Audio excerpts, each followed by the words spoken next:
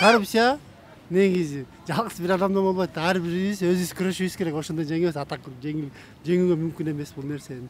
Сиз дагы мен дагы кошо күрөшсөк анан жеңебиз. Атак күрөш. Жеке бийликти колунан келбейт бул нерсе. Жалпы эл кошо биз өзүбүз коррупцияга алынабыз да. Гайт өзүбүз пара беребиз да чуркап барып. 2000 сом штраф төлөгөнчө 200 сом берип койгон жыргал болот атпайбы? Мына коррупция өстөн башталат. Барып чек төлөшү 2000 сом. Атак 200 сом берсең кое берет. Мына коррупция өзүбүздө. Анан кактан президент садыр көрмөк беле аны. Өзүбүз деле көрүп турбайыкпы?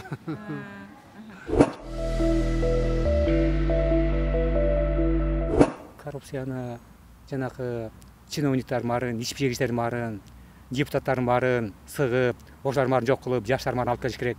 Түшүнүктүү, билимдүү жаштар бар, имандуу жаштагы жаштар бар. Бул көпөсөр болсо тоюп бүтпөдү. Жаштарга такыр орун бербейт, жаштарга такыр орун бербейт. Биздин жаштар бар тентип тетемеде жүрөт, мигрант болуп, кыйналып атат. Канчасы кыйналып атат, канчасы өлүп келип атат. Ушулардын айынан.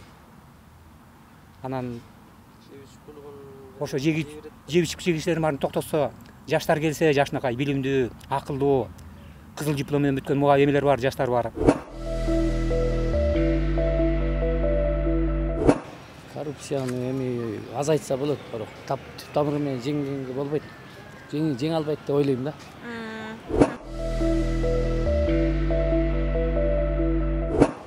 Алтын кени бар жерлер көп да. Мисалы кумтөрдү эми тартипке келтирип атышат. Эми 2 айдын ичинде эле 2 айдын 82 миллиард эме казынага түшүрдүк деп атат эми. Эми келечеги жакшы деген ойдомун Кыргызстанда. Коррупция эч качан жоюлбайт. Ал илгертен келген. Чыңгыз хандар бар кезинен бар бул коррупция. Эч качан жоюлбайт. Бирок кичине неме болушу мүмкүн. Бирок баары бир болот коррупция. Коррупциясыз жашоо болбойт. Коррупциянын башын биз өзүбүз кылабыз, карапайым эл. Батыраак жумушубузду бүтүрүп алайлы, тигинте коелу, минте коелу деп ошентип эле коррупция ошо. А чоңдордуку совсем башкача, ал жакта башкача политика, башкача жашоо, биздики башкача карапайым элдики. Ошо менин оюм боюнча.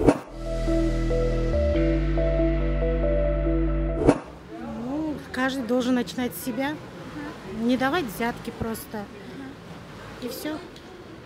Это так просто, но это очень сложно.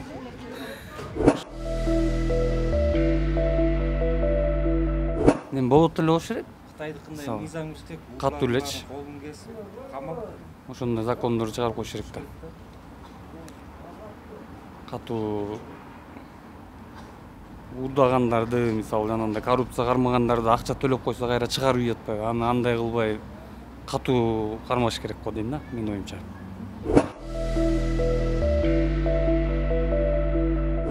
Коррупция токтобойт го. Эми азыркыдай коррупция токтотуш кыйын. Бул илгертен эле болуп келгенде баары боло берет.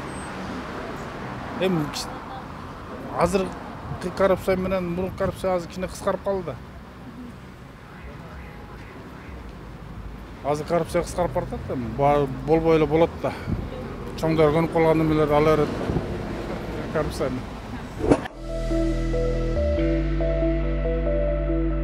Ой, чоңдун баары эле. Чоңдун баары да. Мен бирөөнүн тең жакшы деп айтпайм. Жакшы иштеп келет эле бир сол чөнтөгүнө акча төлөп берип койсо, бүттү. Алданып калып атат. Мисалы үчүн өзүбүз больницага жатып калабыз да. Больницага жатып калсак, ийне сайат да. Мисалы үчүн мен келтирип атам, ийне сайганда. Акырын чөнтөгү халатымды алма салып койсом, "Ой, байке, какой у вас или?" деп туруп сайып коет. Без очередь. Бар эле мындай чындыгын айтканда. Чындыгын айтканда, кээбирлер ушу жакшы иштеп келейин дейт, аябай эле. Иштеп келатам дейт, бирок жана акчаны көргөндө эле эл алданып калып атат да.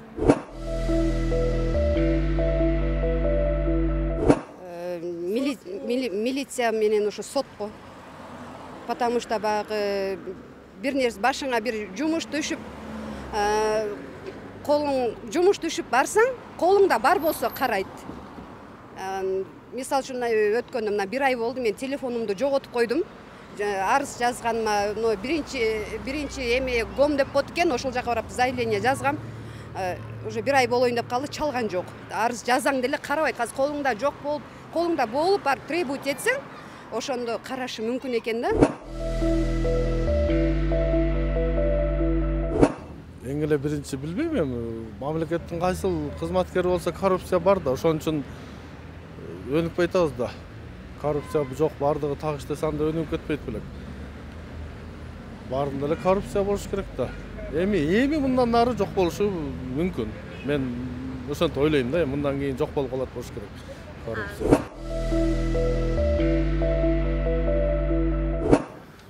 Эң коррупциялашкан тармакты биздин мамлекетте бүт эле коррупциялашып кеткен. Бардык эле мекемелер, бардык эле окуу жайлардагы негизинен кандай десем, бардык эле экен айтып бете албайсың да. Жол тармагы дагы жана ден соолук көрүнүп барсаң, ал жактан врачтар кысат, окуу жайга барсаң, мугалимдер кысат. Деги эле бардык жагынан кысылат да. Карапайым эл эле кысылып атат. Эң коррупциялашкан тармак МВД деп ойлойм да.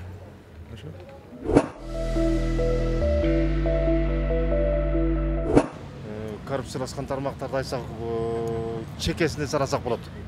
Мен эч жерде иштебейм, бирок мен билишимче ар жак бер жак барып сурамжылап ишке дегенде коррупциялашкан тармактардын чекесине сарасак бала төрөлгөндө коррупция башталат бизде.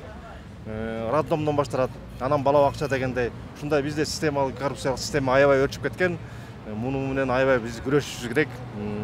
Азыркы келген президент жана анын командасы коррупцияга мындай жакшы кадам жасап атышат, бирок дагы деле мындай менин оюмча толук жетише албай атат да командачы.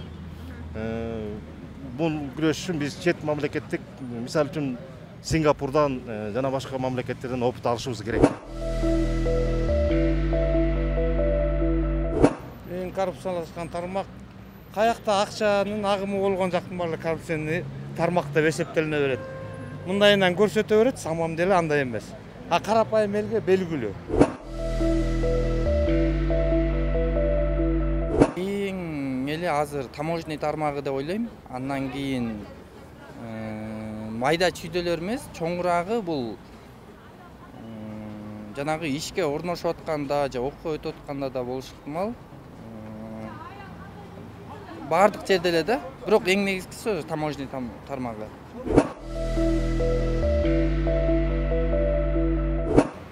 Мисалы үчүн таможенный жактын эме кылса болот. Мисалы үчүн эми ар кандай болуп кетип атпайбы, случайно болуп кетип атат. Ошол жагын караса жакшы болмок негизичи. Милиция жагы го дейм. Милиция, ички иштер министрлиги. Ошо.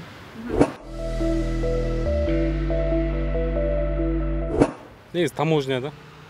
Эң эле баш таможняда. Андан өткөн коррупционный жер жок го дейм. Таможняга келип такалат.